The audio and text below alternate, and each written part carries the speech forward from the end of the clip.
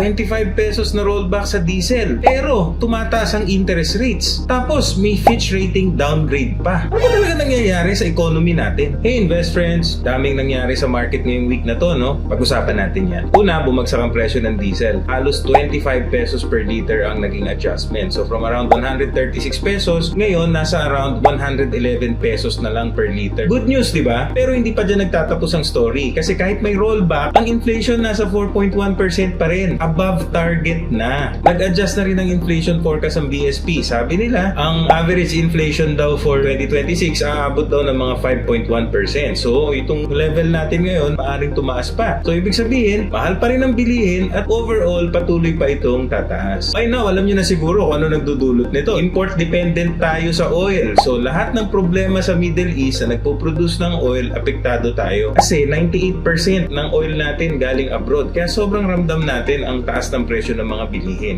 Ano naman ang ginawa ngayon ni BSP? Nagtaas siya ngayon ng interest rate from 4.25 to 4.50%. Parang umapak si BSP muna sa preno. Ngayon, hindi pa natin nararamdaman yung epekto. So, kahit bumaba ang presyo ng gas ngayon, yung mahal na presyo before ng gas, naipasa na yan sa pagkain, sa pamasahe, saka sa kuryente. O ngayon, pumasok naman si Fitch Rating. Binaba niya yung outlook sa Philippines. Dati stable, ngayon negative. Pero, yung BBB investment grade rating natin, na-maintain pa rin. Ibig sabihin nito, tiwala pa rin sa atin ng mga investors. Tiwala sila sa potential ng Pilipinas. Anong catch? May mga dagdag na risk nga lang. Nakikita na natin yung risk na yon. Tumataas ang presyo ng mga bilihin, magtitipid ang mga tao, consumer-driven economy tayo. So, mangyayari, pwedeng humina ang ating GDP growth. Kung i-connect mo yan, oil shock, oil price crisis, tumaas ang inflation. Dahil tumaas ang inflation, nagkaroon ng additional risk sa bansa, bumaba naman ang Fitch rating. Finally, sabi ni BSP, teka, kailangan kontrolin natin yan. Let's keep our interest rates high muna. Ano naman yung mga pwede mong gawin? Here are a few smart market moves that you can do. Number one, sulitin ang high interest rate. So this is the time for you to be saving more, to be beefing up your emergency fund. In terms of the stock market naman, this is presenting opportunity. If you're thinking the market is weak, the volatility is actually room for opportunities to come in, to buy more shares, especially of good companies. Hindi panic yan. It's discount. Dahan-dahan lang. Long-term play tayo. Ito lahat naman nangyayari. Hindi yan kontra. Konektado lahat yan. We're seeing short-term relief and we're also seeing long-term risk management. Understand the cycle. That is how you win. Stay calm and invest smart. For more newbie-friendly money tips, market tips, join the G-Invest community and follow Invest Friends on socials.